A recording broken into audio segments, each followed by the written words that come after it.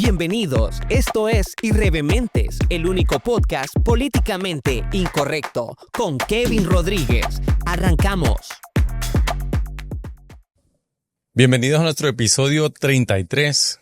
Siempre hacerles recordatorio que los episodios los pueden encontrar en Spotify, en nuestro canal de YouTube y en la aplicación de TVC Play, de Televicentro, TVC Play. Ahí van a estar todos. El episodio de hoy vamos a hablar de algo que más o menos lo habíamos conversado al inicio del podcast sobre la inteligencia artificial y la terapia de salud mental.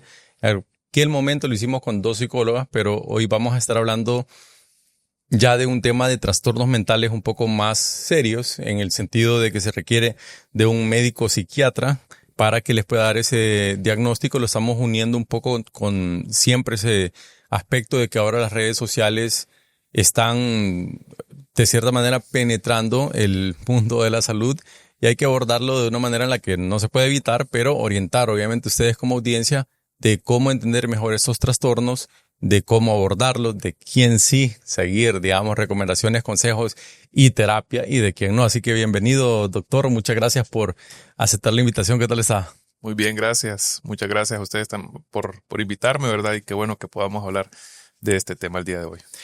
Perfecto. Usted estudió psiquiatría. ¿En qué momento decide, digamos, que quiere estudiar psiquiatría y cuánto tiempo toma esa carrera? Bueno, para que la gente lo conozca, la psiquiatría es también una especialidad médica, como cualquier otra de las muchas especialidades que hay. Primero hay que ser médico general, que toma entre 8 o 9 años llegar a ser médico, y luego hay que estudiar la especialidad que son 4 años adicionales para poder ser psiquiatra. Dentro de la carrera de medicina uno lleva clases de las diferentes especialidades y se llevan varias clases también de psiquiatría. Entonces ahí yo fui descubriendo mi amor por esta bonita ciencia médica, ¿verdad? Que desde el inicio me empezó a gustar mucho y me enamoró y decidí que era lo que yo quería hacer el resto de la vida. Son 8 o 9 años de estudio más los 4 años de la psiquiatría. ¿Qué es lo que lo hizo usted, digamos, esto y no irse por cardiología y tal vez otras que todas son difíciles, pero no sé si son todas igual de intensivas en el momento de que cuando usted llega a su casa, de que platica con su familia y demás? Sí, la verdad que lo que a mí me llamó siempre la atención fue el hecho, ¿verdad?, de que la psiquiatría no se centraba solamente en el problema específico, en un momento. En psiquiatría nosotros hablamos de algo, ¿verdad?, que para hacer un diagnóstico nosotros hacemos un recorrido transversal por la historia del paciente. Entonces no es solamente que el paciente me llega refiriendo una sintomatología, yo trato la sintomatología de ese momento, que con todo respeto a mis colegas de otras especialidades también tienen su complejidad, ¿verdad? Pero en este caso yo tengo que ver al paciente prácticamente desde que su mamá estaba embarazada. Hay datos del embarazo, datos del parto, de la primera infancia, de la escuela, de la secundaria, de la universidad, sus relaciones, todo. Todo eso, ¿verdad? Para nosotros es importante. Entonces, es una historia, es hacer un recorrido por la historia de ese paciente, por lo que la persona tiene en ese momento. Entonces, sí es un poco más complejo porque, pues, el tipo de pacientes que uno tienen a tener mayor carga emocional. No es lo mismo alguien que llega contando un problema físico del momento a un problema emocional, por ejemplo, que le hablen de pensamientos suicidas. También la conducta del paciente, uno tiene que ser un poco más cuidadoso en cómo habla con el paciente y empezar a evaluar a ese paciente desde que cruza la puerta, uno ya está evaluando al paciente.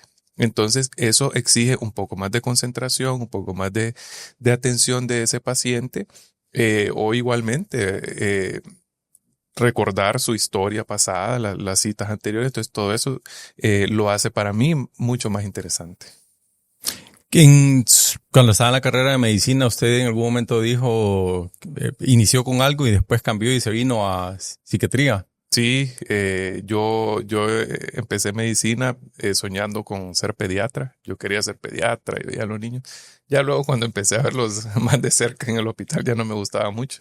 Entonces ya me gustó más la parte de psiquiatría, cuando empezamos a hablar con los pacientes, cuando tenía la historia clínica en psiquiatría es mucho más extensa. Entonces empezar a ver todo eso y empezar a ver cómo había pacientes que uno los veía en el hospital, ¿verdad? Como que no aparentaba, por decirlo así, pero cuando uno ya empezaba a ver ya más profundidad, veía todo lo que sufría aquel paciente y que psiquiatría para mí es la única especialidad también que ve esa parte. ¿Qué más hago yo por este paciente? No solo es, a veces por ejemplo el paciente llega y dice es que no duermo. Sí, hay que tratar el tema del insomnio. Pero ¿qué más hay después de eso? ¿Qué tema de ansiedad? ¿Qué tema en sus relaciones? ¿Qué tema en sus pensamientos? ¿Qué tema en su conducta que lo llevó a un problema de este tipo? Entonces, la psiquiatría va más allá, ve más a futuro, hace más por el paciente, siento yo, que solamente tratar un problema del momento. También ese tema lo hicimos, doctor, porque se ha puesto muy de moda el tema de esas series de asesinos en series, como la de Ed Gein, la más reciente, está la de Ted Bundy, Jeffrey Dahmer, como tal. Entonces, yo creo que le hacía esa pregunta antes de iniciar la grabación, si en Honduras nosotros tenemos, digamos, ese tipo de casos, y si no, ¿por qué no? Porque me parece bien llamativo que allá hay algo tan recurrente y en otros países tal vez no tanto. Bueno, dentro de los trastornos psiquiátricos hay muchos factores que inciden. Entonces hay diferentes factores genéticos, factores sociales son importantes también. Y tal vez, por ejemplo, en Estados Unidos hay mucho más acceso de las personas a las armas. Es una sociedad diferente a la nuestra.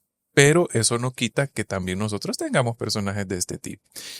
Es decir, que la cultura también incide. Voy a agarrar un caso extremo. La cultura que se tiene, digamos, en el mundo, en la India, que es muy contrastado, Asia con el nuestro, Asia en general, ¿verdad?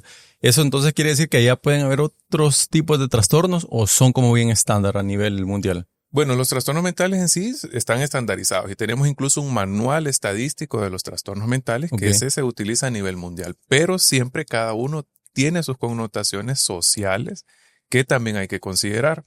Porque por eso en medicina en general nosotros no podemos hablar de normalidad. Uno le dice a la gente, ¿y cómo duerme? No, normal. ¿Pero cuánto es normal? Para usted normal puede ser dormir 8 horas, pero para mí lo normal puede ser dormir 6. Entonces, la normalidad es un término subjetivo. Entonces no podemos hablar de normalidad y muchísimo menos en psiquiatría. La gente dice que no es normal, pero para usted que no es normal, porque puede ser que para mí eso sí sea normal.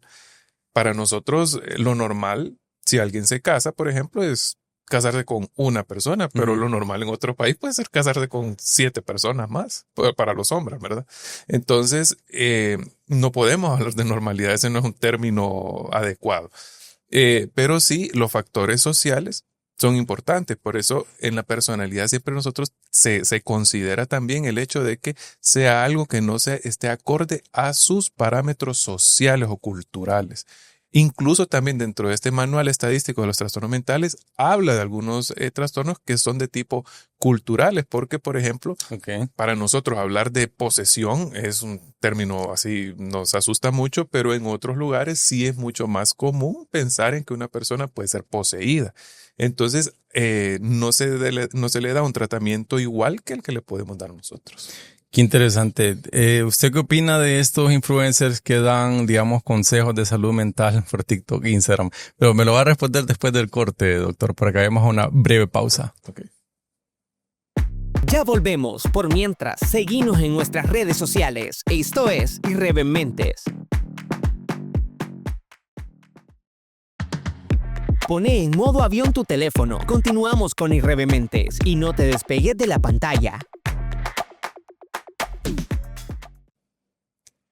Bueno, le decía la pregunta, doctor, ¿de qué opina de las personas que dan, digamos, consejos de salud mental?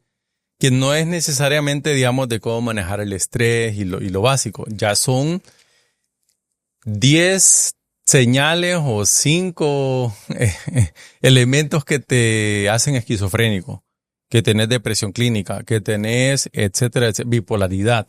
que ya son cuestiones, de ahí me disculpan, no conozco el término, digamos, 100% médico, pero Erguín tenía esquizofrenia porque veía aquí una persona y le hablaba, algo que yo no veo. Ujú. Entonces, ¿cómo ha visto, digamos, el área de la psiquiatría, esto que ha venido penetrando TikTok especialmente? Bueno, las redes sociales puede ser una gran herramienta, pero igualmente puede ser algo que nos ayude más bien a distorsionar el conocimiento de la gente. Sí, evidentemente se está hablando más de salud mental, eso es importante y eso es un efecto de la pandemia. Yo creo que ese fue algo positivo que nos dejó la pandemia, que pudimos hablar más del tema de salud mental, que la gente empezó a tener menos miedo de decir estoy deprimido, tengo ansiedad, pero también eso lo hace que se vuelva tan accesible este contenido para la gente que lo utilizamos de manera inadecuada. Entonces, los influencers, por ejemplo, empiezan a hablar, y es algo, un término que también manejamos en medicina, que decimos, pero es que las enfermedades no son recetas de cocina. No es que porque esta persona tiene esto, y sí, ya definitivamente tiene esto. Por eso nosotros tenemos que conocer historia y eso no se puede conocer en un video de 1 minuto, ¿verdad? Porque yo vi un video ya tengo un diagnóstico. Nosotros hacemos entrevistas largas, conocemos a la persona para dar un diagnóstico. Entonces, esta información que está ahí tan disponible no es realmente la más adecuada. Sí hay algunos influencers o creadores de contenido que sí hacen sus propuestas basadas en rigor científico, pero no todos. Yo también pues sigo algunos psiquiatras, ¿verdad? De España, México, que son muy buenos. Pero sí hay otras personas que solamente hablan sobre el tema, pero que no tienen el suficiente conocimiento y lastimosamente ya la persona llega a la consulta con uno y ya llega diagnosticada, ya llega tratada a veces. Entonces eso le dificulta a uno un poco, ¿verdad? Porque dicen, no, pero es que yo tengo esto porque yo ya lo vi. O lo revisan, ¿verdad? En ChatGPT también, entonces ellos ya llevan en su diagnóstico, entonces hay que empezar explicando eso. ¿Ha tenido alguno que haya llegado con un caso extremo que usted diga, no, usted no tiene eso? No voy a decir la palabra normal, pero usted está saludable, ¿vale? Porque el ejemplo de la esquizofrenia, que vamos a ver un video, ¿ha tenido algún caso así en estos últimos años? Fíjese que no pasa tanto en los adultos, pero sí pasa, por ejemplo, en los niños. Se lo decía a una mamá el otro día porque me decía... llegaba muy preocupada y me decía, pero es que la maestra dice que necesita un tratamiento y que no está bien. ¿Por qué? Porque fíjese que dice que él echa un gol y que hace la seña de Messi. Entonces, ¿que por qué él hace eso? Que eso no está bien. Yo, mire, no cualquier cosa, o sea, eso es normal porque el niño quiere integrarse, el niño quiere parecerse, quiere pertenecer.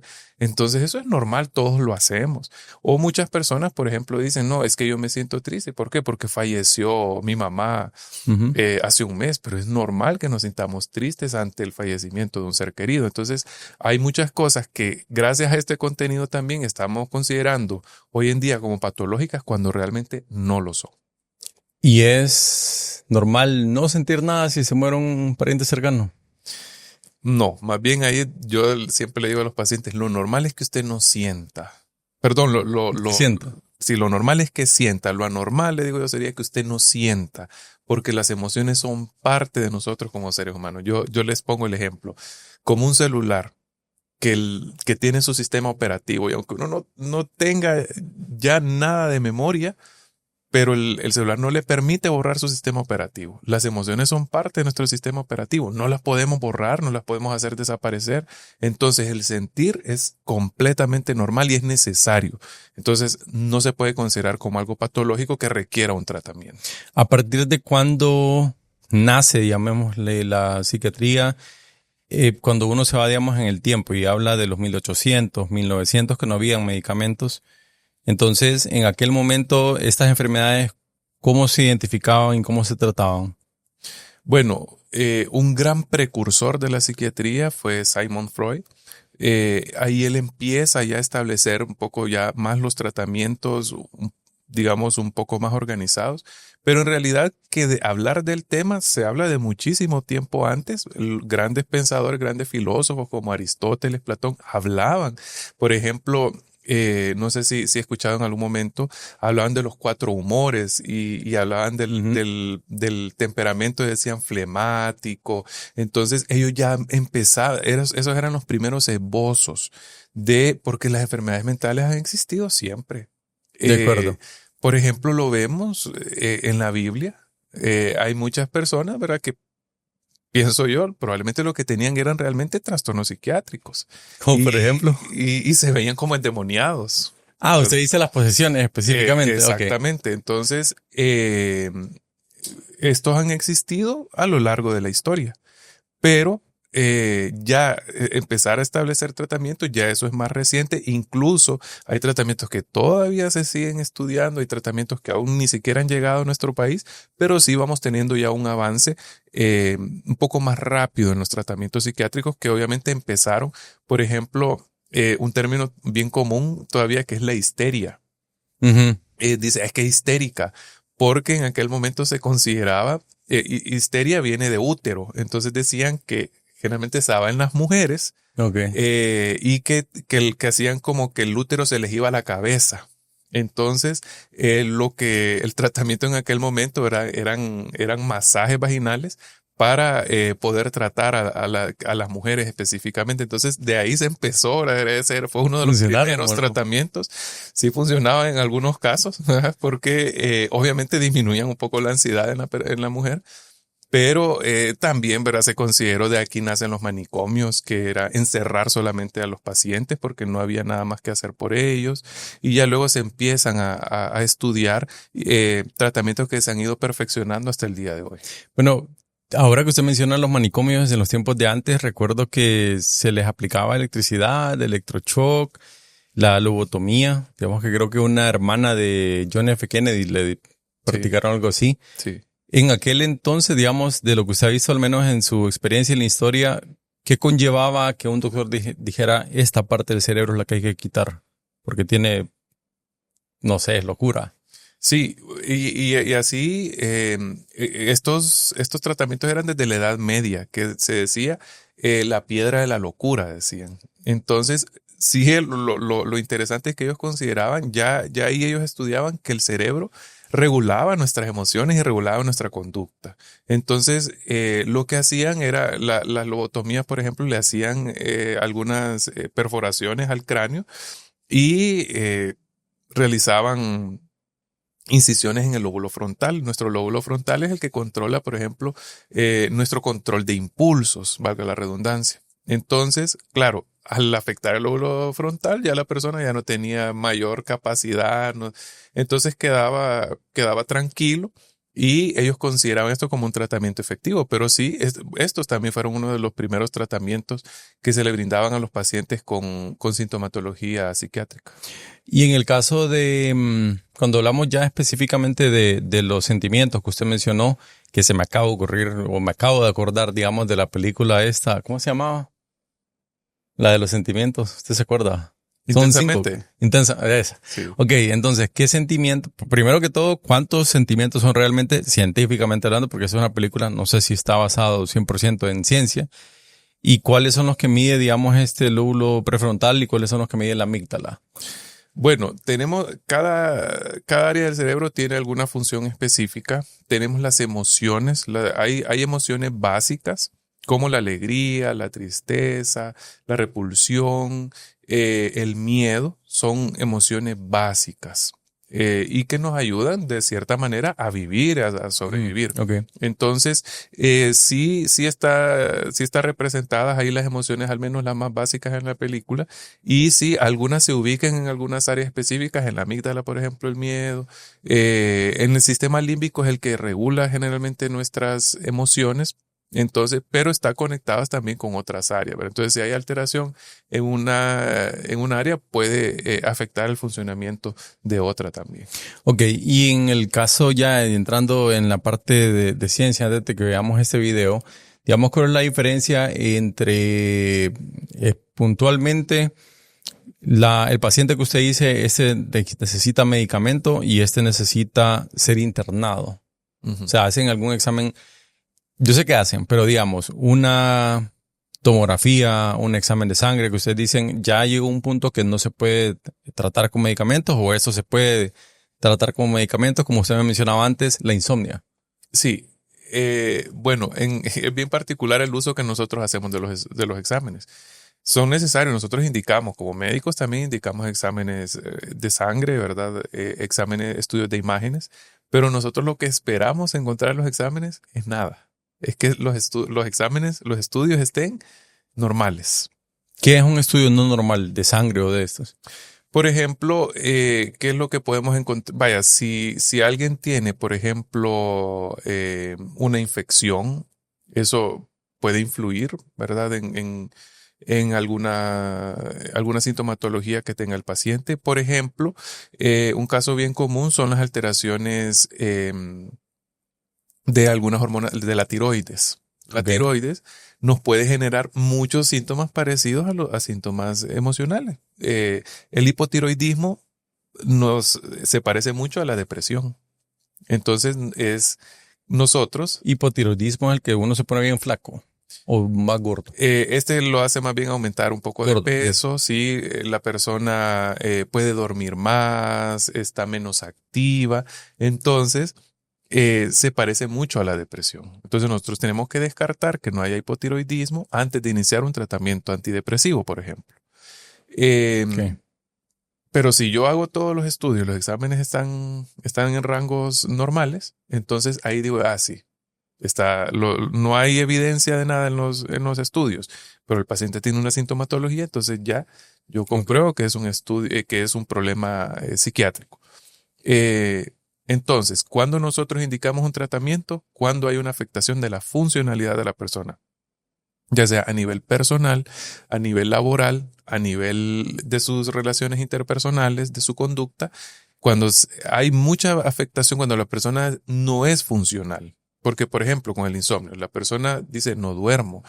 ¿Y cómo va su trabajo? No, mire, yo voy, pero me estoy durmiendo, estoy desconcentrado, no estoy atento en las reuniones, mi jefe me regaña.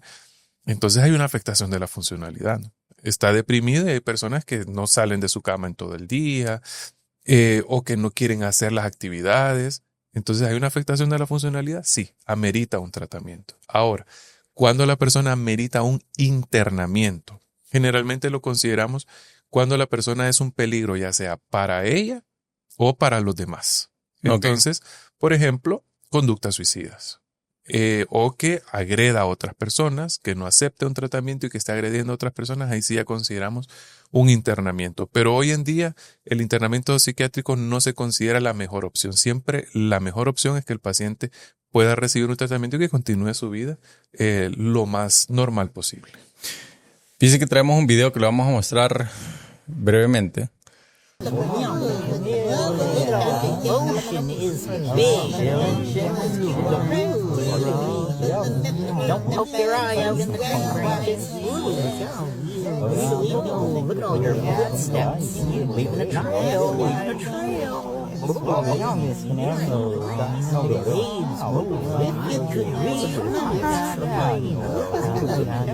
Bueno, estábamos viendo justamente ese video y lo que usted me decía es que es más común las alucinaciones auditivas que visuales, pero este video lo traíamos específicamente, doctor, porque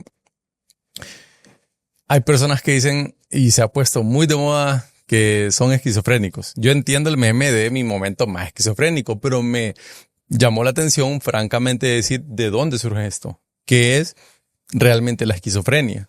Y por eso trajimos ese video que ustedes acaban de ver, que son personas que, o sea, ven aquí a alguien que no está. Entonces yo estoy hablando con alguien, si lo ven me avisan, pero estoy hablando con alguien aquí y usted está ahí, usted está así como con quién está hablando. Entonces, ese tipo de casos, ¿cómo ha sido su experiencia aquí en Honduras? ¿Cómo los diagnostica? ¿Y cómo separa, digamos, que no sea alguien que simplemente lo escuchó en TikTok y usted le dice, no, pues no tiene eso? Bueno, la esquizofrenia es como el trastorno prototípico de los trastornos psicóticos. ¿Qué es la psicosis? La psicosis es una pérdida de conexión con la realidad. La persona está desconectada de su realidad. Entonces se caracteriza por tener síntomas positivos como las alucinaciones, que pueden ser auditivas, visuales, olfativas, gustativas y táctiles, en los 5 sentidos. Hay ideas delirantes, hay conducta desorganizada, hay pensamiento desorganizado y hay otros síntomas negativos como la abulia o que la persona no quiera, no tenga interacción social o que esté, digamos, más emocionalmente apagado, por decirlo así. Entonces, el síntoma más común son las alucinaciones. Las más comunes dentro de las alucinaciones son las alucinaciones visuales, o sea, escuchar cosas. ¿Cómo nosotros podemos encontrar eso? No hay ningún examen. Lo que nosotros hacemos es preguntárselo directamente al paciente si está escuchando voces, si escucha ruidos. Entonces, dentro de las alucinaciones tenemos alucinaciones simples y alucinaciones complejas. Las alucinaciones simples, por ejemplo, la gente dice, sí, escucho. ¿Y qué escuchas? No, fíjese que no entiendo lo que dicen, solo escucho como un ruido. Y las alucinaciones complejas, ya la persona dice, sí, yo escucho, hay una voz que me dice que le haga daño a alguien o que me dice que yo no sirvo, que yo no valgo nada. O incluso pueden haber alucinaciones que son varias voces que hablan entre sí. Obviamente esto para el paciente es muy difícil sentirlo, ¿verdad? O pueden ver también y uno lo pregunta directamente si ve a algo o a alguien que solamente ellos puedan ver. Esas son las alucinaciones. Entonces, este caso, como mencionaba bien usted, son personas que se puede probar, llamémoslo. O sea, porque creo que es bien difícil que alguien vea algo que no existe y que el entorno no lo identifique, ya está hablando solo. Con el caso de este tipo de afectaciones, ¿se medican, se internan? ¿Cómo se tratan normalmente? Se pueden tratar, hay medicamentos de tipo antipsicótico se llaman, que regulan sobre todo, en términos sencillos, lo que hacen es disminuir la cantidad de dopamina disponible. O sea que el exceso de dopamina genera la alucinación o genera la enfermedad como tal. Genera los síntomas positivos, que son las alucinaciones, los delirios, la conducta desorganizada. Entonces el antipsicótico lo que hace es regular la cantidad de dopamina disponible, que la dopamina, de verdad, también es bastante común, la escuchamos hasta en las hay canciones que hablan de la dopamina. Entonces no es algo malo, ¿verdad? Todos la necesitamos porque nos da activación, nos genera el placer. Pero el exceso, ¿verdad? Se considera que genera los síntomas psicóticos positivos. Entonces, el tratamiento es a base de antipsicóticos. Hay pacientes que responden muy bien, dosis bajas, pueden estar en su casa, pero hay pacientes que definitivamente se vuelven más complejos y dentro de esa conducta desorganizada pueden tener conductas, por ejemplo, de hacerle daño a otras personas y aquí ya ameritan un internamiento psiquiátrico. ¿Cómo se mide el nivel de dopamina? Como lo normal, o sea, es como un examen de sangre que sale con una G no sé cómo se mide, pero usted... No tenemos un examen que nos ayude a determinar la cantidad de dopamina. Simplemente lo vemos con la sintomatología del paciente, ¿verdad? Que era lo que yo le mencionaba también, que hace más interesante la psiquiatría, ¿verdad? El hecho de que no tenemos realmente un estudio específico que nos ayude a determinar algo, sino que es simplemente cómo vamos viendo la evolución del paciente. Entonces, si ya el paciente lo vemos más organizado, que habla más coherente. Entonces, dependiendo de esa evolución clínica, ya nosotros vamos determinando qué dosis amerita, qué tipo de antipsicótico necesita o si ya no lo necesita. ¿Qué tipo de, llamémosle, bueno, no sé, trastornos o qué tipo de situaciones son las que un psicólogo le tiene que trasladar a un psiquiatra? La esquizofrenia creo que es una. ¿Personalidad múltiple? Bueno, ¿cuál es la diferencia entre un psicólogo y un psiquiatra? El psicólogo la psicología es una ciencia social, ¿verdad? Que estudia la conducta de la persona. Dentro de la psicología hay varias ramas, que son la psicología clínica, que son los que más tienen esta interacción con las patologías, con los pacientes. Está la psicología educativa, está la psicología social, pero el psicólogo ve más alteraciones, digamos, de conducta, ¿verdad? Y ya nosotros vemos las puramente enfermedades psiquiátricas. Los trastornos psiquiátricos. La psiquiatría se encarga de la prevención, el tratamiento y la rehabilitación de los trastornos psiquiátricos.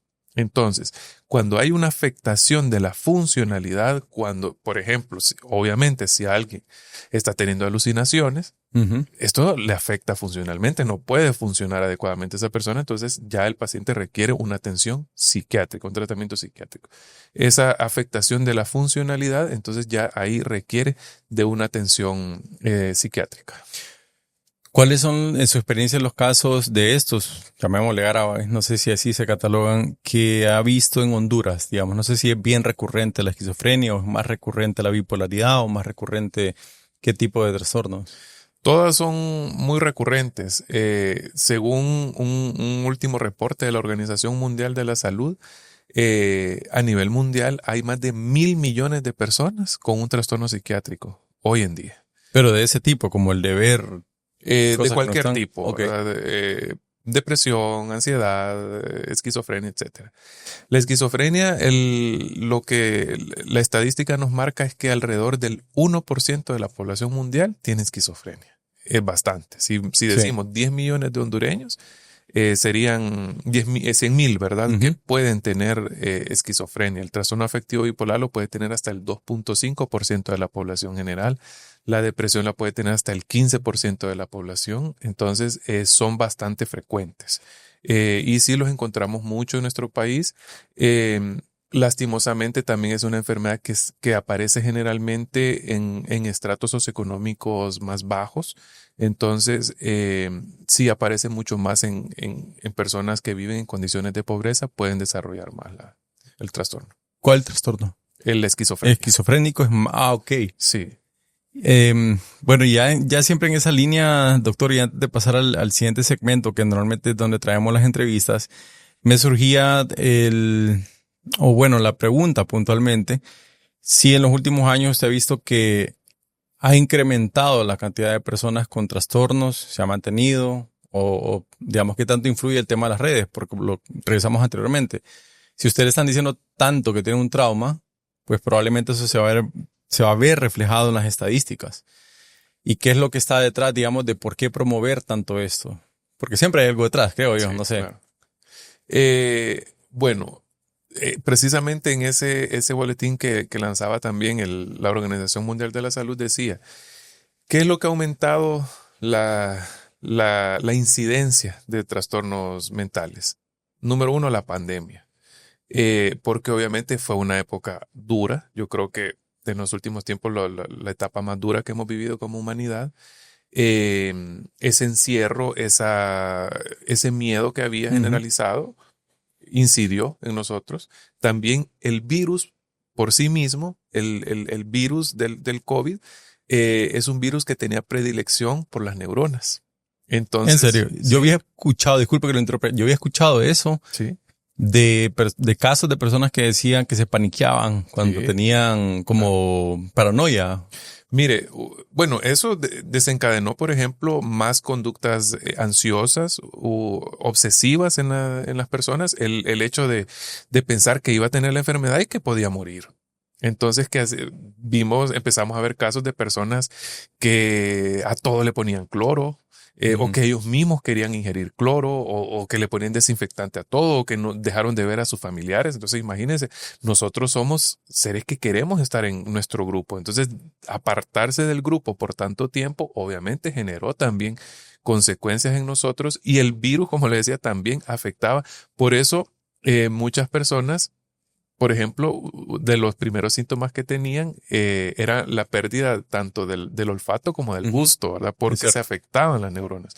Yo he tenido pacientes que llegan, generalmente el paciente siempre hay una situación que desencadenó la sintomatología, pero hay pacientes que llegan y dicen, no, mira, yo empecé con ansiedad y esto, ¿pero qué le pasó? No, nada. Pero esto pasó, tuvo que haber pasado algo, no pasó nada. Entonces ya, ¿y tuvo COVID? Sí, fíjese que tuve COVID y al mes yo empecé con los síntomas. Entonces, muchas personas desarrollaron sintomatología psiquiátrica secundaria a la infección por COVID-19. También está el tema de las redes sociales, que obviamente nos hace pensar más en el hecho de que tenemos una patología cuando no la tenemos, y que la gente consulte más o que se considere dentro del grupo de un trastorno psiquiátrico, o que se considere anormal, ¿verdad? Y las redes sociales lo han expuesto mucho también. Fíjese que pasaba, tenía una paciente ya días que me decía, me hablaba de algunas relaciones de pareja y esto, y me decía, pero es que mire, yo solo puedo hablar esto o con usted o con ChatGPT. ¿Verdad? Entonces me decía yo, a él le pregunto y él me dice, pero es que no me dice claramente. Sí. Entonces, claro que todo este boom, ¿verdad?, de la inteligencia artificial y de las redes sociales también han tenido una incidencia importante en el tema de salud mental. Cerrando este segundo bloque, doctor, solo un comentario de la esquizofrenia, que John Nash, que es un ganador del Premio Nobel de Economía, tenía esquizofrenia. Es de una película que se llama A Beautiful Mind, una mente maestra, creo que no recuerdo el nombre específico, es con Russell Crowe para que la puedan ver. Creo que salió como en el 90 y algo. Es el que creó la teoría del juego y el dilema del prisionero. Entonces, cuando uno ve esas estrategias que tiene, por ejemplo, Tigo con Claro, Copa con Taca, Ford con Chevrolet, en la que ellos dicen, no sé si subirle el precio o bajarle el precio, ¿cómo compito? Estos son oligopolios. Normalmente hay 2 empresas, 3 empresas, 4 empresas. Entonces todo surge de lo que escribió John Nash en los 70, si no me equivoco, como en 15 páginas. Creó algo que le dio el premio Nobel. Se sigue utilizando hoy día, digamos, en el mundo empresarial, especialmente en esos sectores donde hay digamos, pocas empresas, y son pocas empresas que tienen una carga o un segmento bastante grande del mercado. Entonces, él puntualmente, no lo voy a quemar la película, pero veía, ¿verdad?, personas que no estaban ahí. Y tengo entendido que de hecho él tenía nombre, tenía su familia, o sea, él vivía un mundo totalmente alterno. Entonces, solo se los dejo como una recomendación. Vamos a ir a una breve pausa y regresamos en breve. Ya volvemos. Por mientras, seguinos en nuestras redes sociales. Esto es Irreverentes. Poné en modo avión tu teléfono. Continuamos con Irreverentes y no te despegues de la pantalla. Bueno, estábamos hablando justamente aquí con el doctor Josué sobre la esquizofrenia, pero también hay otros, digamos, de otra película que se llama Split, de personalidades múltiples. No sé si usted ha tenido algún caso así específico de eso, cómo lo identifica y cómo lo trató, porque en la película y hay un meme, porque dice como, ¿viste cómo te pusiste ayer en la fiesta? No, ese no era yo, era Patricia. Es como el meme famoso, pero ¿qué tan común es ese tipo de situaciones? No es tan común realmente. Más que todo existe como mucho morbo alrededor de este trastorno, que sí se le conoció en algún momento como trastorno de personalidad múltiple, pero que ahora su nombre real es un trastorno de identidad disociativa. Okay. Disociar es lo contrario a asociar. Asociar es unir, disociar es separar. Entonces a veces nosotros nos podemos disociar en cualquier momento, ¿verdad? De repente estamos en una reunión y cuando acordamos estamos pensando en otra y nos disociamos de esa realidad porque estamos aburridos, porque estamos cansados, entonces nos disociamos y nos vamos a otro lado, ¿verdad? Okay. Mentalmente. Pero eso es normal, pues. Eso es normal. Okay. Pero la identidad disociativa sí generalmente se da secundaria a un trauma muy importante, a un abuso.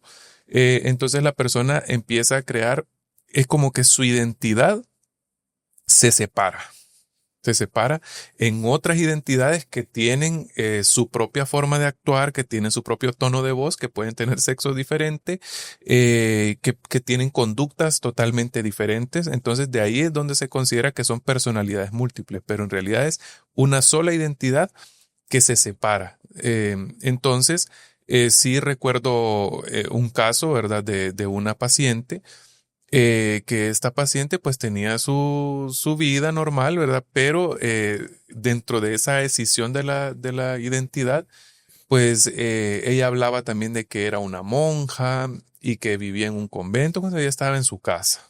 Entonces, esto generaba a veces bastante conflicto y obviamente pues la familia se asusta mucho. Pero no es tan así como lo vemos, por ejemplo, en las películas, ¿verdad? Pero sí puede provocar algunos casos como de la amnesia disociativa, que la persona no recuerde precisamente lo que le pasó, porque estaba disociado en ese momento. Pero no es tan común realmente como nosotros lo pensaríamos, e incluso muchas veces se asocia como con casos de posesión. Ok, y en el caso de Split como tal, él era mujer, era hombre. Yo tuve una conocida, llamémosle, que cuando yo estaba adolescente, y justamente eso es lo que le estaba comentando a mi mamá hace poco, que en los tiempos cuando empezó Facebook, no voy a decir el nombre, sé que no es que pues no me van a criticar y funar. Cuando empezó Facebook, ella tenía varios perfiles. No sé si usted, bueno, somos más o menos, somos millennials. Contemporáneos, sí. Usted utilizó MSN Messenger. Claro que sí. Ok, para los que no saben, era un chat. Básicamente uno creaba un correo y podía tener la aplicación de MSN Messenger y yo platicaba aquí con Josué, llegábamos de la secundaria y hablábamos. En el caso de esta chava, una exnovia, o sea, era adolescente, ella tenía 5 o 6 cuentas. Tenía primas, amigas y primos. Perfiles creados, en aquel entonces era High Five, perdón. Perfiles creados y cada una de esas cuentas tenía un MSN Messenger y tenía un número. Sí, me acuerdo que yo hablaba como que yo hablé con usted, hablo con su prima, hablo con su primo y todos son usted. Entonces tal vez yo nunca lo vi en persona, pero sí, ya después, mucho tiempo después, alguien me comentó y me dijo, ¿te acordás de María? Sí, ese no existe. Es la misma chava esta. ¿Y te acordás de José? Sí, no existe, es ella. Entonces creó varias personalidades, llamémosle, porque cuando yo hablaba me acuerdo que yo decía, yo siento que estoy hablando con otra persona totalmente diferente. Lo que me era a mí es que era ella misma, simplemente como que cambiaba. No sé, digamos, cómo clasificaría eso usted. No, ahí probablemente tal vez era más un tema de personalidad, que ella estaba buscando ese mecanismo para lograr algún otro beneficio. Pero sí, la personalidad disociativa, de identidad disociativa, sí va a generar en conducta del paciente, que el paciente pueda tener una conducta totalmente separada o disasociada. Pero ya si ella lo creaba como con el objetivo de poder llegar a un fin más romántico, entonces más puede venir un poco de la intensidad con la que ella manejaba sus emociones que algo realmente a nivel psiquiátrico. Pero encajaría dentro de algo, o sea, es un poco raro. Ujú. Ya va a decir alguien, ahí está el trauma, que siempre, porque siempre hemos tenido varios invitados que hacen la broma, pero no es como tan normal, o sea, tomarse ese tiempo, como usted dice, que es lo que se estaba tratando de buscar. Yo al menos nunca lo logré descifrar, pero me sorprendió la capacidad de memoria para tener tantas personalidades. O sea, a veces a mí se me olvida un número, se me olvida un cumpleaños, pero hacerse pasar por una mujer, por un hombre, por otra mujer, no sé si tiene algún...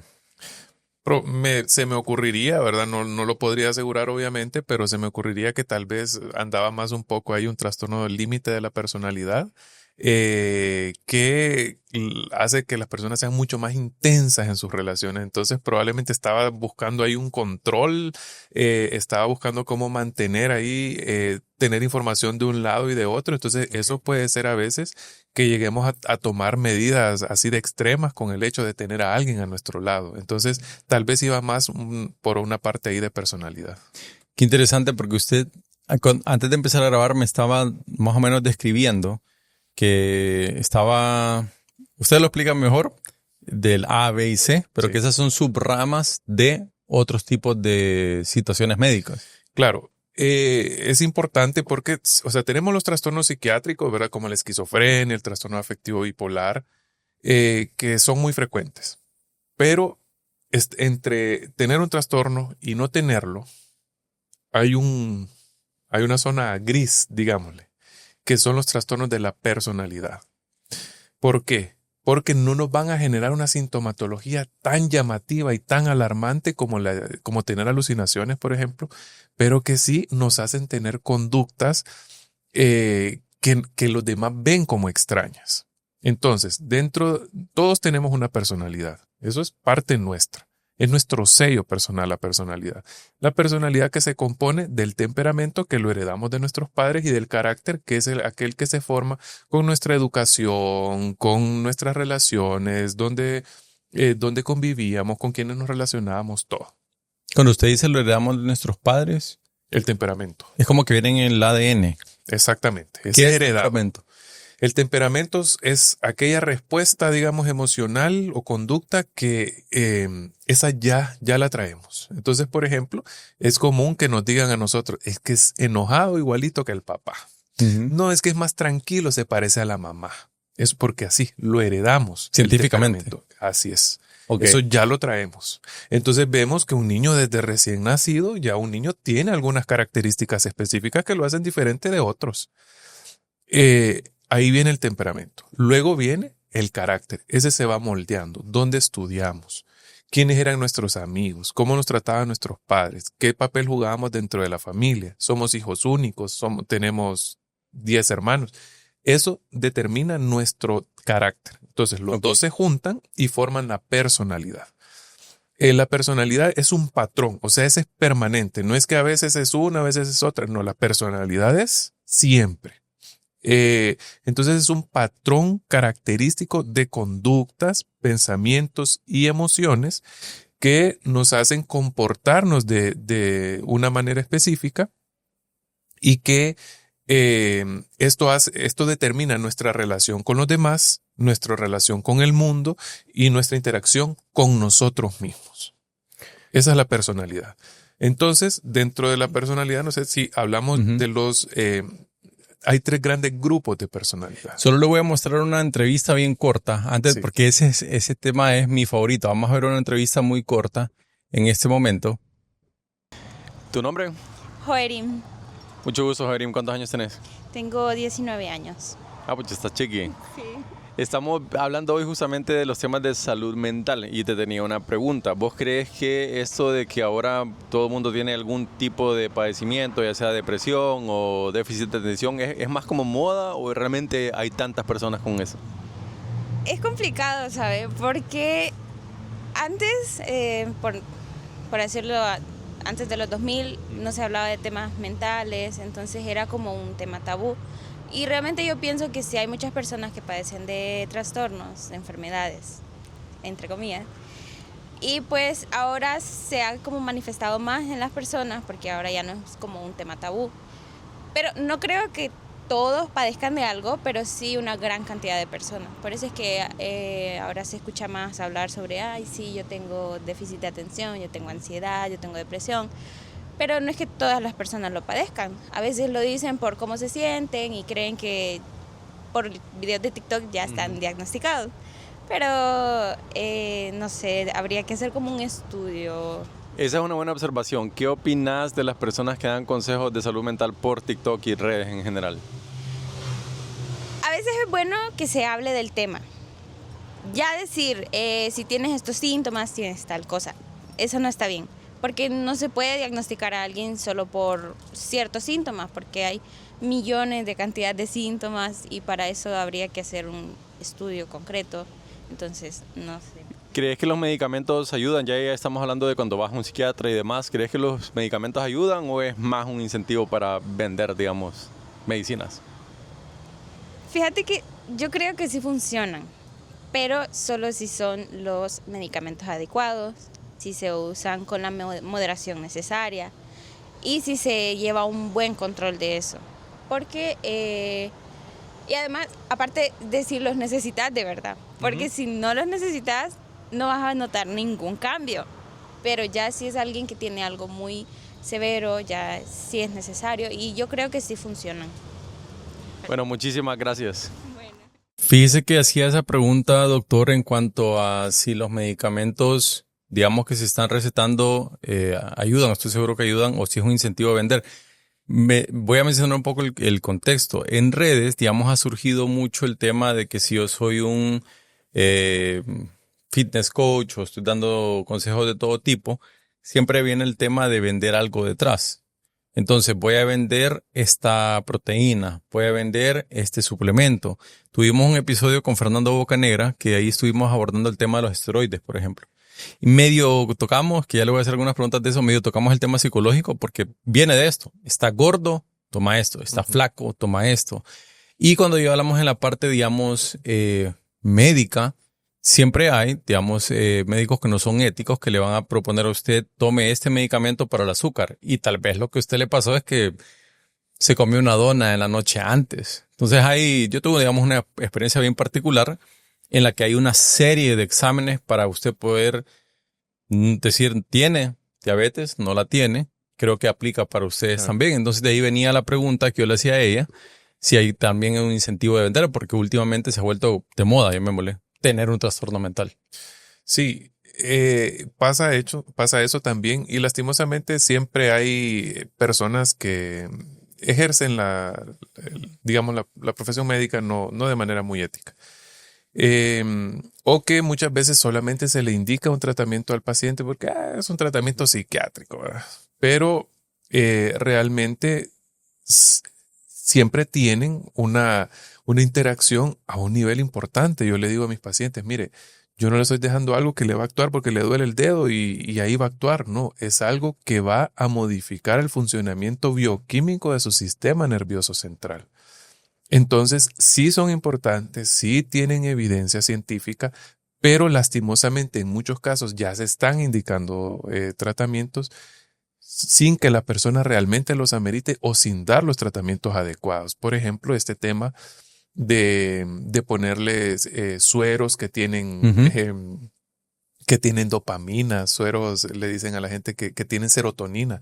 Eso no es posible, porque los neurotransmisores son moléculas muy complejas que se producen en nuestro cerebro, que lo producen neuronas específicas. Entonces, necesitamos regular la actividad de esas neuronas y no es con un suero que se va a regular, ¿verdad? Porque el suero va hacia nuestro sistema circulatorio periférico, pero necesitamos, ¿verdad?, regular nuestro sistema nervioso central y no lo hacemos con una infusión rápida, ¿verdad? Entonces, o muchas veces con este tema también de suplementos que se ha popularizado bastante y como les decía, esos son de los que ya la gente llega, no, yo ya tomé esto y le da un gran listado a uno, pero en realidad no son lo que el paciente pueda necesitar para su caso específico. Entonces cada caso es diferente y no lo mismo que el mismo medicamento que me llegó a mí porque no dormía le va a llegar a otra persona, aunque esa persona sea mi pareja o sea mi amiga, no es lo mismo. Entonces siempre es importante por eso indagar en la historia y conocer realmente y conocer también a nivel bioquímico qué es lo que yo quiero lograr con ese paciente. ¿Tiene algún efecto? Bueno, usted mencionaba que son medicamentos que cambian, digamos, la composición de cosas importantes en el cuerpo, sí, que no sé si tienen un efecto, digamos, permanente. Voy a mencionar el caso de la diabetes. Si a uno le diagnostican incorrectamente, le dan metformina, alguien me explicaba que más bien eso le puede generar una dependencia, o sea, le va a hacer más daño porque el diagnóstico no fue correcto. Uh-huh. ¿Qué pasa si a alguien le dan, digamos, medicamentos para esquizofrenia porque lo vio? Uh-huh. Asumo son con receta, pero si alguien lo vio, alguien le dio ese diagnóstico, ¿qué tipo de efectos le va a dar, digamos, a alguien que está sano? Los medicamentos, como cualquier otro medicamento, pueden tener mucho efecto mucho efecto secundario en el paciente. Entonces, algunos pueden tener, dentro de los antipsicóticos, por ejemplo, que son para tratar la esquizofrenia, pueden tener efectos a nivel motor, efectos a nivel incluso de la cognición del paciente. Pasa bastante con este grupo de medicamentos que se llaman las benzodiazepinas, que son los que se utilizan para dormir, como el clonazepam, el prazolam. Este tipo de medicamentos los recetan en cualquier lugar. Entonces, lastimosamente, la persona ya llega muchas veces con uno y dice, mire, es que yo tengo un problema de sueño hace 10 años y me dieron esto, entonces yo empecé tomando un cuarto de estas tabletas y estoy tomando 2 tabletas. Entonces ya creé una dependencia y son medicamentos que su uso a largo plazo tiene consecuencias a nivel de la memoria, a nivel de la concentración, a nivel motor, a nivel del equilibrio, porque son depresores del sistema nervioso. Entonces, ya lastimosamente la persona ya llega con una dependencia a estos medicamentos y ya tratarla es más complicado, no imposible, pero es más complicado. Entonces, esto lastimosamente por algunas prescripciones que se hacen sin el cuidado adecuado y sin ver qué es lo que realmente tenemos que tratar en el paciente. Fíjese que también de aquí puede hacer uso de este teléfono. Traemos algunos comentarios de una encuesta que hicimos en Facebook básicamente le hicimos la pregunta a la audiencia de si ustedes tomarían consejos de salud mental de un influencer. Entonces, no sé si hay algún comentario que a usted le llame la atención en el que a mí me generó, digamos, gracia, fue en el que dice, no, ni compro sus libros en un mundo que quieren ser influencer, es tener muchos seguidores. Hay neurocientíficos que dan consejos, pero que no tienen gran cantidad de seguidores. Creo que lo que quería decir es como, hay personas que sí conocen, pero que tal vez no se les está escuchando tanto. Y hay personas que sí, digamos, tienen obviamente ese impacto y ese alcance, pero no conocen. Entonces, me surge de esta encuesta, antes de que usted me diga su comentario que más le llama la atención, ¿por qué razón se puso esto de moda? O sea, yo recuerdo que antes eran los consejos del gimnasio y hasta ahí llegaba. Pero más o menos de unos 3 meses para acá empecé a ver un montón de los de red flags, esquizofrénico, etcétera, etcétera, etcétera. Y realmente por eso fue que hacemos también el programa, porque yo dije, pucha, qué intenso eso. Que alguien me dice, no, yo tengo personalidad antisocial. Ujú. Yo soy antisocial, no me gusta ir a las fiestas. Entonces no sé qué es lo que causó eso, si ustedes lo han investigado, digamos, dentro del mundo médico. Bueno, recuerde, hay varios factores, ¿verdad? Un factor a nivel social, por ejemplo, está el hecho de que todos queremos pertenecer a algo. Entonces, Okay. obviamente vemos ese canal, ese influencer tiene 5 millones de suscriptores, entonces yo quiero también pertenecer, yo quiero estar ahí. Queremos integrarnos. Y obviamente para integrarnos tenemos que seguir lo que ahí se nos dice muchas veces. También es el hecho del poco acceso que tenemos a profesionales realmente capacitados en el tema de salud mental. Usted decía que en Honduras hay 70. Hay somos entre 70 a 80 psiquiatras a nivel nacional para una población de 10 millones de personas, donde se considera que 1 de cada 4 personas va a tener un trastorno mental a lo largo de su vida, el 25% de la población. Entonces, si ponemos eso en 10 millones de personas, ¿cuántas personas requieren atención? Y no hay, o sea, hay departamentos enteros que no tienen un psiquiatra.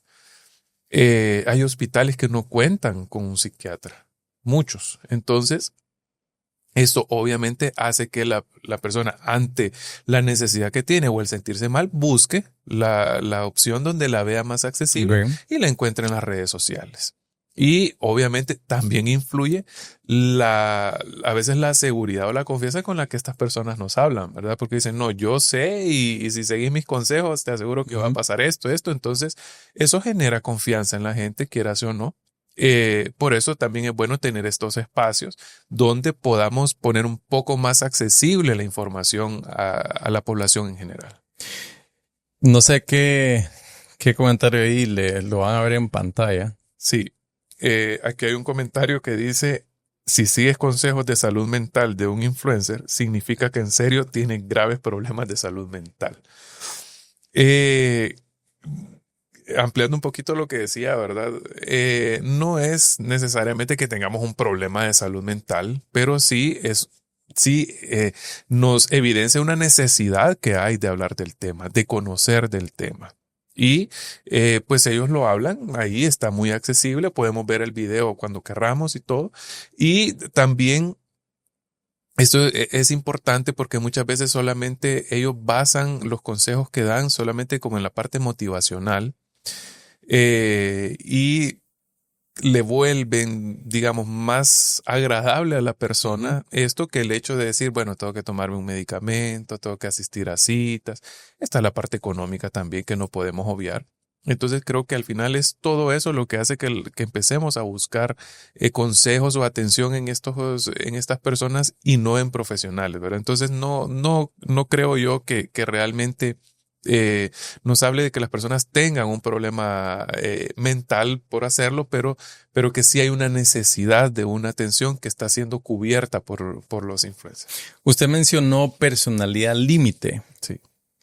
Y cuando estábamos al inicio, antes de empezar a grabar, usted me describió los tipos de personalidades número 1 y de ahí me habló de los trastornos. ¿Cuáles son esos? ¿Qué es personalidad límite? Bueno, Como decía, la personalidad es un patrón constante de pensamiento, conductas y emociones que determinan nuestra interacción con nosotros mismos, con el mundo que nos rodea y con las demás personas. Entonces, dentro de la personalidad la personalidad se distingue en 3 grupos, 3 grandes grupos o clúster. Estos grupos, cada uno tiene características similares entre ellos. Entonces, por eso se agrupan cada uno. Tenemos el grupo A, el grupo B y el grupo C. Dentro del grupo A tenemos a los que se les conoce como raros y excéntricos. Aquí está la personalidad esquizoide, paranoide y la esquizotípica. Estas personas se caracterizan sobre todo porque no tienen buenas habilidades sociales, no tienen interés en relacionarse con los demás, no tienen mucho interés romántico. Los esquizoides son personas muy apartadas, muy calladas, y aquí podría ser, ¿verdad? Que no es necesariamente un trastorno, pero sí un rasgo de aquellas personas que no les gusta mucho salir, que no les interesa mucho la interacción social, va más por un rasgo esquizoide que por un antisocial. El paranoide siempre basa todo su pensamiento en la conspiración. Están hablando mal de mí, piensan mal de mí, me quieren hacer daño. Y el esquizotípico son aquellas personas que tienen mayor interés como en la parte esotérica, religiosa. Okay. Entonces tienden a ser un poco como raros. Dentro del grupo B son a los que se les conoce como emocionales y erráticos. Aquí hay pura emoción, aquí hay, como diríamos, pura intensidad. Entonces aquí encontramos, por ejemplo, la personalidad, el trastorno de la personalidad, o la personalidad narcisista, que es aquel que piensa que todo está centrado en mí y que tiene un deseo intenso de reconocimiento, que no reconoce sus errores y que no tiene empatía por los demás. Luego, ¿de dónde surge ese nombre? Este es por un ser mitológico, por Narciso, ¿verdad? Recordemos Narciso era aquel que se consideraba muy bello y que se miraba constantemente en un espejo. Siempre se quería estar viendo porque decía, soy tan bello. Entonces, en un momento él empieza a verse en no recuerdo si un lago o un río, entonces por ver su reflejo, él cae al río y muere. Entonces, de ahí viene el narcisismo, que no es tampoco, ¿verdad? Ahora todo el mundo dice, es que mi novio es narcisista, es que mi mamá es narcisista, es que yo soy narcisista, dice la gente. No es así tan fácil que podemos llegar a un diagnóstico de este tipo, ¿verdad? No solo es porque alguien no me hizo caso como yo quería o no me dio las atenciones que yo quería, es que es narcisista. Está la personalidad histriónica, ¿verdad? Aquella persona que entra y se hace notar en cualquier lado. Ellos tienen una necesidad intensa de atención, de connotación. Aquí lo vemos, pues hay muchos artistas, ¿verdad? Que llegan a ser muy histriónicos. Luego está la personalidad también antisocial, que son personas muy encantadoras, son personas muy amables. Son personas que pueden llegar a manipular mucho y a tener que las personas hagan lo que ellos quieren. Hitler, un gran ejemplo de la personalidad antisocial. Y por último, dentro de este grupo está la personalidad limítrofe o borderline, que aquí está como en un límite, está en una frontera entre el trastorno, entre la depresión, entre la ansiedad, entre conductas inapropiadas. Entonces, ellos, la mayoría son mujeres, tienden a tener relaciones muy intensas porque tienen mucho miedo al abandono. Entonces yo puedo utilizar, como aquella que creaba muchos perfiles, puedo utilizar cualquier herramienta a mi favor para mantener a esa persona porque me da miedo, tiene un miedo intenso a ser abandonados. Son las que también se pueden hacer autolesiones, porque sus relaciones son muy intensas. Este sería el grupo B, y tenemos el grupo C, que son los ansiosos y temerosos. Aquí está la personalidad evitativa, siempre están evitando, no quieren meterse a problemas, no quieren hablar con nadie para no tener problemas. Está la personalidad dependiente, aquel que siempre depende de alguien, que siempre quiere que le digan qué decisiones tomar, qué hacer, qué decir. Y está la personalidad obsesiva compulsiva, que se caracterizan por ser muy perfeccionistas. Entonces todo quieren tenerlo muy organizado, muy ordenado. Aquí es el perfeccionismo el que manda en este tipo de personalidad. Con ese resumen y ese manual que nos acaba de dar, vamos a ir a nuestro siguiente segmento después de que regresemos de esa pausa, porque vamos al bloque de factos. Y de lo que usted mencionó, me llamó la atención el caso del narcisismo. Y me surgieron varias preguntas que las vamos a responder cuando regresemos del corte. Ya volvemos. Por mientras, seguinos en nuestras redes sociales. Esto es Irreverentes. Poné en modo avión tu teléfono. Continuamos con Irreverentes y no te despegues de la pantalla. Llegamos al último bloque, que es factos, que es mi favorito, son datos. Dato mata relato.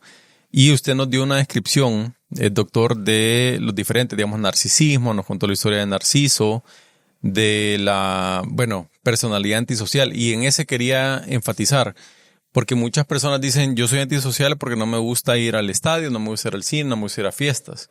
Pero cuando uno ve personas como Jeffrey Dahmer, Ted Bundy y demás, esos eran antisociales. Son Y usted mencionaba que, antisociales. digamos, ser marero no es antisocial. Así es. ¿Cuál es la descripción realmente correcta de personalidad antisocial? La personalidad antisocial, su característica principal es la manipulación que tienen. Son personas encantadoras y por eso llegan a tener personas muy leales a su favor, porque llegan a ser encantadores, y otra característica es que no tienen remordimiento. Okay. Entonces, lo veíamos, que comentábamos el caso de Jeffrey Dahmer, por ejemplo. Él era un antisocial que terminaba cometiendo delito. Pero también, por ejemplo, en la película El Joker, también él tiene muchos rasgos antisociales. ¿Por qué? Porque llegan a ser encantadores. ¿En todas las los Jokers quiere. o varía? Dependiendo si es... No, generalmente se mantiene esa conducta, ¿verdad? Ok. Manipuladora, y que también la falta de empatía, no hay remordimiento. O sea, pueden matar a alguien y no tienen realmente ese remordimiento. Porque en la última, gracias por mencionar esa, en la última Joker tenía un tema de que se reía. Y no era porque está riendo. Sí, porque él sí lo ponen ahí, ¿verdad? Su cuadro es complejo porque tiene síntomas psicóticos, tiene síntomas depresivos, pero una característica importante también es la personalidad antisocial que tiene. Entonces, ellos quieren lograr sus objetivos.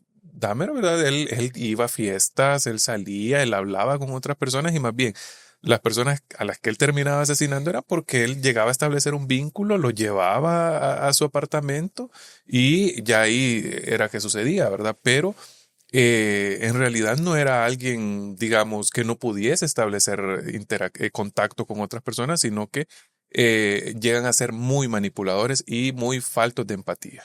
Cuando hablamos entonces de personalidad antisocial, estamos hablando de Jeffrey Dahmer. Hay otro que es bien interesante, que es John Wayne Gacy, el que era un payaso.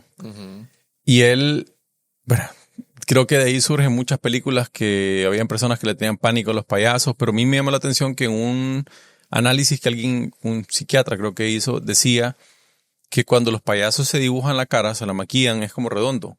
Pero John Wayne Gacy tenía como triángulos y era como filudo. O sea, él se dedicaba a matar niños y era payaso de fiestas de niños. Esto, lo que usted mencionaba. Fíjese que traemos algunos datos justamente de... primero mencionar y darle aquí el crédito a la prensa, que sacó un estudio sobre la salud mental, que es el que usted puede ver en pantalla. Hasta 2 millones de menores, pero aquí habla de menores, hondureños enfrentarían trastornos mentales. Dice que es de la Secretaría de Salud que salió este estudio. ¿Cómo, usted que lo conoce mejor, tan grande es este número?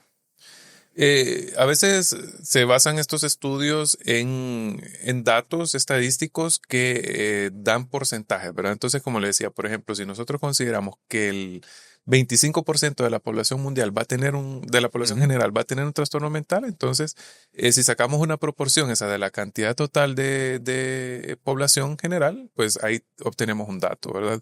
Okay. Dentro de la Secretaría de Salud, pues lleva un registro también de las personas que consultan.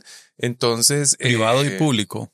¿O solo público? Se lleva más a nivel público, ¿verdad? Porque se hacen consolidados de los diagnósticos que dan los médicos. Entonces, de ahí se pueden obtener también algunos datos importantes, pero sí, definitivamente, no sé si sea tan alto el número, si estemos seguros de un número tan alto, pero sí de que ha aumentado también la cantidad de trastornos mentales en niños y en adolescentes. La siguiente imagen que vamos a ver es sobre las enfermedades más como recurrentes y aquí hay algunas que me llamaron la atención, doctor. La que menciona, por ejemplo, distimia. ¿Qué es distimia?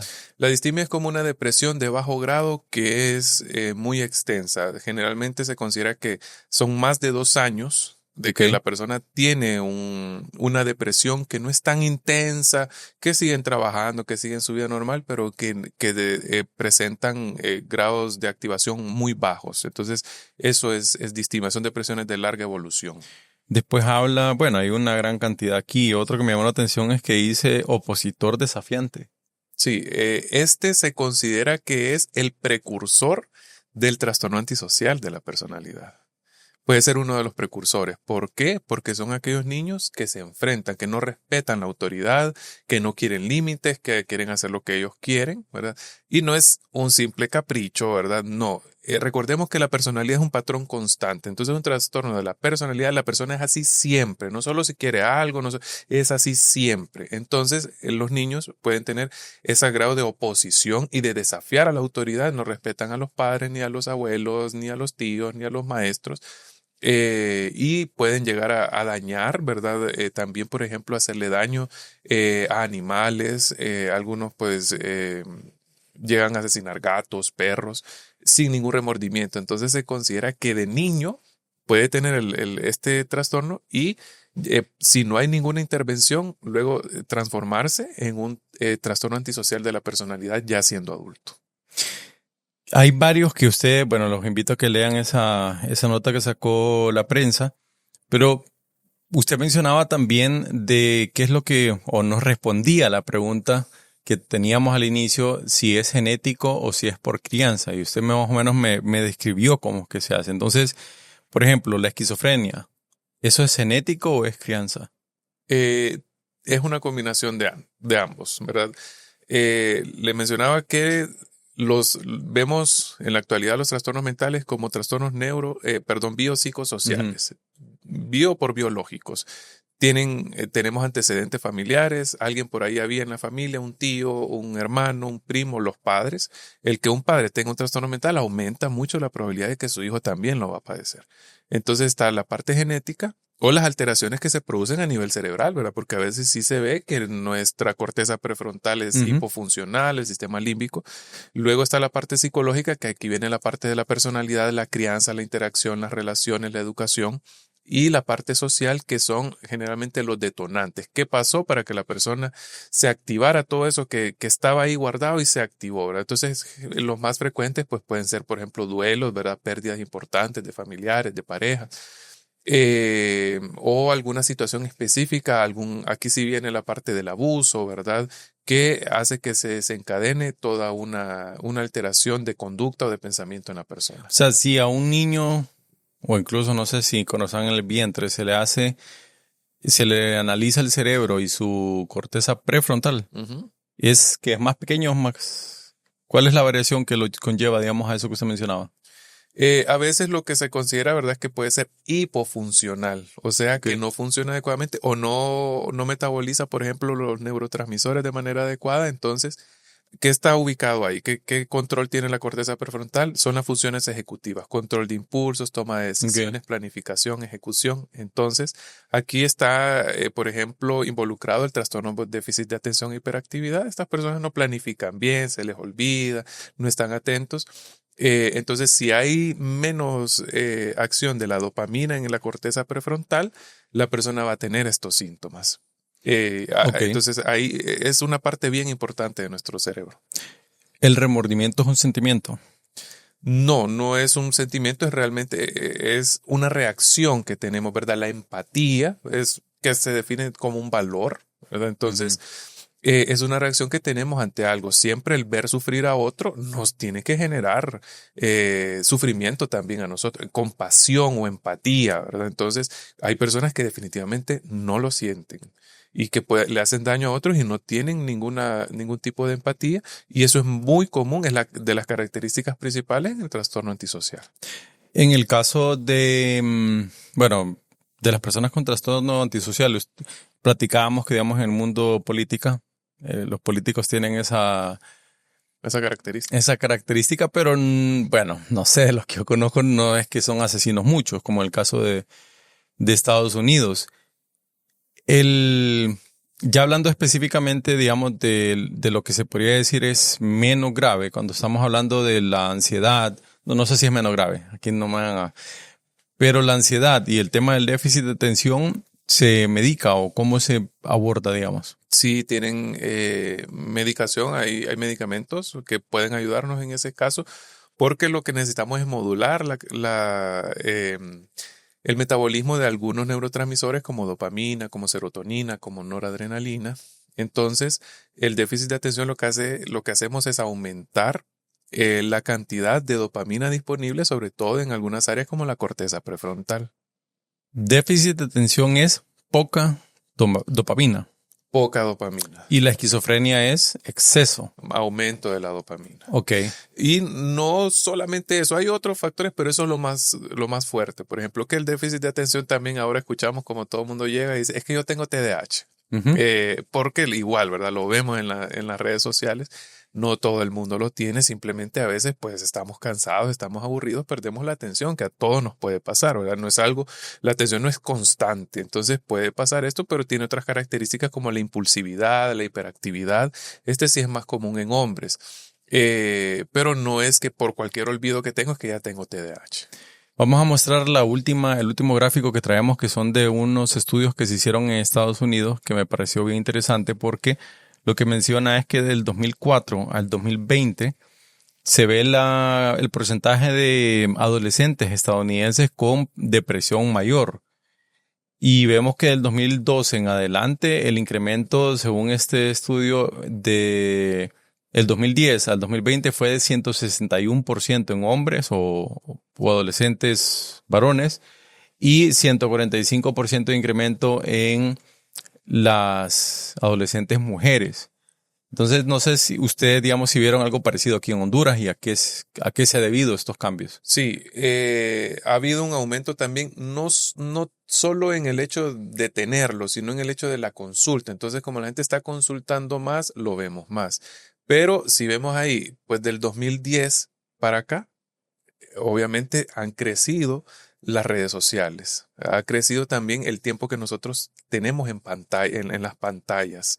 Eso genera una gratificación inmediata que al final altera también el funcionamiento de nuestros neurotransmisores, porque a veces ya provocamos que nuestro cerebro produzca neurotransmisores casi que solo viendo una pantalla. Entonces eso ha afectado también.